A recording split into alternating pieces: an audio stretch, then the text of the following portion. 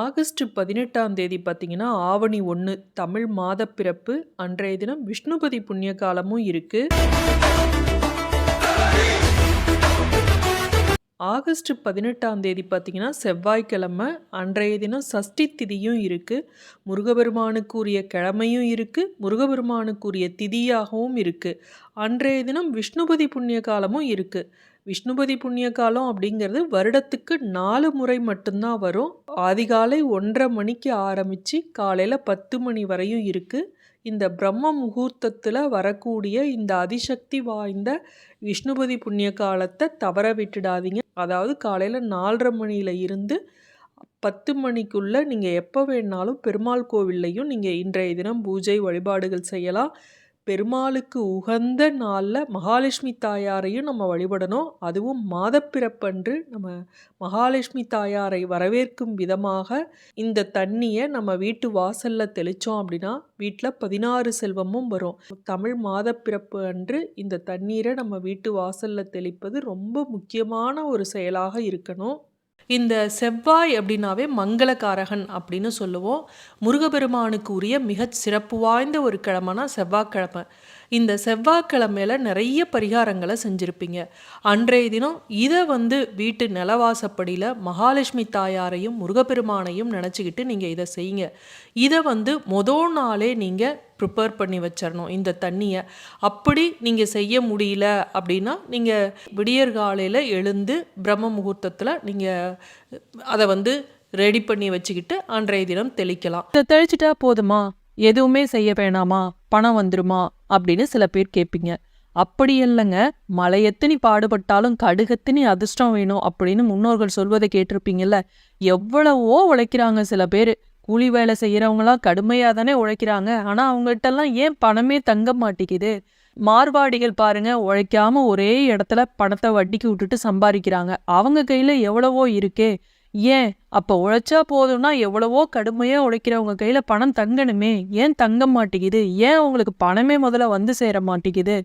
சில தாந்திரீக முறைகளும் பணம் வசிய செய்யக்கூடிய முறைகளையும் நம்ம செஞ்சு வர்றப்ப அதிர்ஷ்டம் அப்படிங்கிறது நமக்கு கூட வரும். அதன் மூலமாக பணம் பல வழியில் நம்மளை தேடி வரும். அதனால் இந்த தாந்திரீக முறைகளில் இந்த பணம் வசிய முறைகள் இதெல்லாம் சித்தர்களும் மகான்களும் முன்னோர்களும் நமக்கு சொல்லி வச்சுட்டு போயிருக்காங்க. அதுக்கெல்லாம் ரொம்ப சக்தி இருக்குது. கூட உழைப்பையும் போடுறப்ப நம்ம பணத்தை நமக்கு வசியம் பண்ணி நம்ம வீட்டுக்கு பல வழிகளில் நம்ம அதை தேடி வர வைக்கும். அதில் ஒன்று தான் இந்த வீட்டு வாசற்படியில் இதை தெளித்து பார்க்குறப்ப பணம் வரும் அப்படிங்கிற இந்த பதிவு. இதை செஞ்சு பாருங்க, நம்பிக்கையோட செஞ்சு பாருங்க. நிச்சயமா அதற்கு நல்ல பலன் இருக்கு.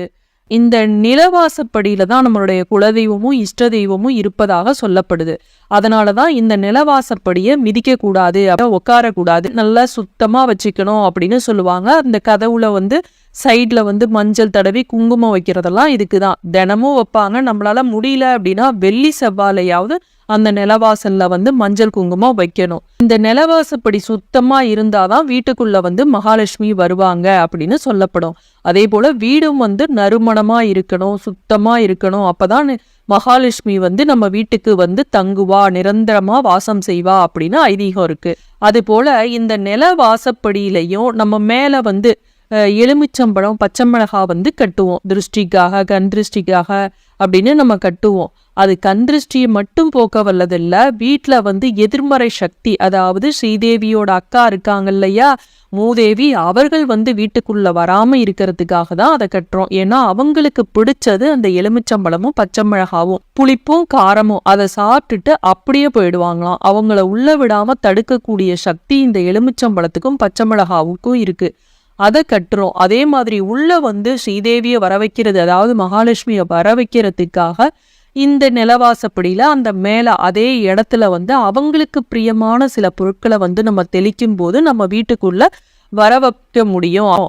அதனாலதான் இந்த தாந்திரீக முறையை, வாசனை மிக்க இந்த தாந்திரீக முறையை நம்ம பயன்படுத்துறோம். அதனால பணம் பல வழியில நமக்கு தேடி வரும். சில பேர்லாம் இதை மூட நம்பிக்கை, முட்டாள்தனம் அப்படின்னு சொல்லுவாங்க. மூட நம்பிக்கைன்னே வச்சுக்குங்களேன். மூட நம்பிக்கை கிடையாது. இது முன்னோர்கள் கண்டுபிடிச்ச ஒரு தாந்திரீக முறை. இதுக்கு சக்தி இருக்கு. இதை தெரிஞ்சுக்காம மூட நம்பிக்கைன்னு நீங்க சொன்னாலும் எந்த ஒரு நம்பிக்கையோ அதை செய்யறப்ப நம்பிக்கையோடு செய்யும்போது ஒரு நேர்மறை ஆற்றலானது நமக்குள்ள பரவும். 48 நாள் நம்ம செய்ய போறோம், தொடர்ந்து நம்ம இதை செஞ்சிருக்கோம், நிச்சயமா நல்லது நடக்கும் அப்படின்னு நமக்குள்ள ஒரு நடக்கும், நல்லது நடக்கும், நல்லது நடக்குங்கிற எண்ணத்தோட நம்ம செய்யும்போது நிச்சயமா நல்லதுதான் நடக்கும், கெட்டது நடக்காது. அதனால இந்த முன்னோர்கள் செய்த இந்த தாந்திரீக முறையை நம்பிக்கையோட செஞ்சு பாருங்க. கிராமப்புறங்கள்ல எல்லாம் பாத்தீங்கன்னா சாணத்தை கரைச்சி நல்லா தெளிச்சு வாசல்ல தெளிச்சிட்டு அதுக்கப்புறமா அந்த நிலவாசப்படியில மஞ்சளை நல்லா தடவுவாங்க. சைட்லலாம் தடவி குங்குமம் வச்சு தினமும் கோலம் போடுவாங்க. இப்பெல்லாம் நம்ம ஸ்டிக்கரை ஒட்டிக்கிறோம்.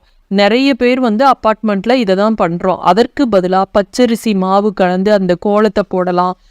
இல்லை சாதாரணமாக பச்சரிசி மாவை அப்படியே ட்ரையாக அரைச்சி கூட அதை கோல மாவோட கலந்து நம்ம கோலம் போடலாம். பச்சரிசியில் தானே நம்ம மகாலட்சுமி விரதம் எல்லாத்துக்குமே அந்த பச்சரிசினால் செய்யப்பட்ட நெய்வேத்தியங்களை தானே வைக்கிறோம். அது மாதிரி இந்த பச்சரிசி மாவுல கோலம் போடும்போது அவ்வளவு நல்லது.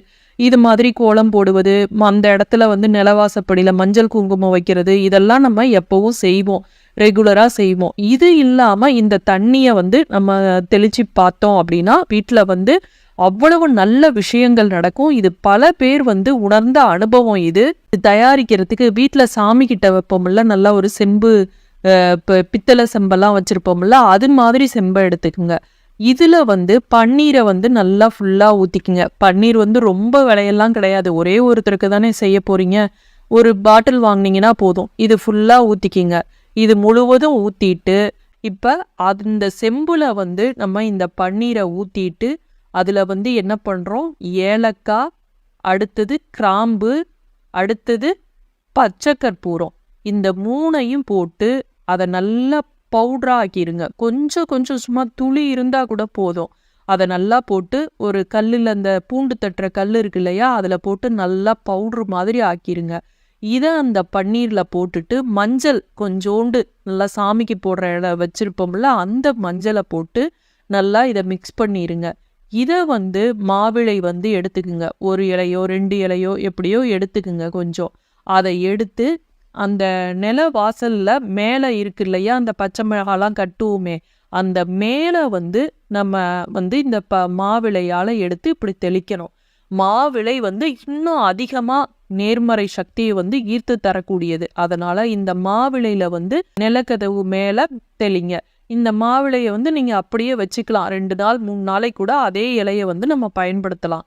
இல்லை மாவிளெல்லாம் கிடைக்கல அப்படின்னா நீங்கள் கையில் கூட தெளிக்கலாம். இந்த தண்ணியை தெளிக்கும் போது நீங்கள் ஓம் ஸ்ரீம் மகாலட்சுமியை நமக அப்படின்னு சொல்லிக்கிட்டே நீங்கள் தெளிங்க. இதை இன்றைய தினம் மட்டும் செஞ்சாலும் சரி, நான் ஏற்கனவே சொன்னாப்புல 48 நாட்கள் தொடர்ந்து நீங்கள் செஞ்சீங்க அப்படின்னா நல்ல மாற்றத்தை உணர்வீர்கள். மீண்டும் அடுத்த காணொளியில் சந்திக்கும் வரை நன்றி, வணக்கம்.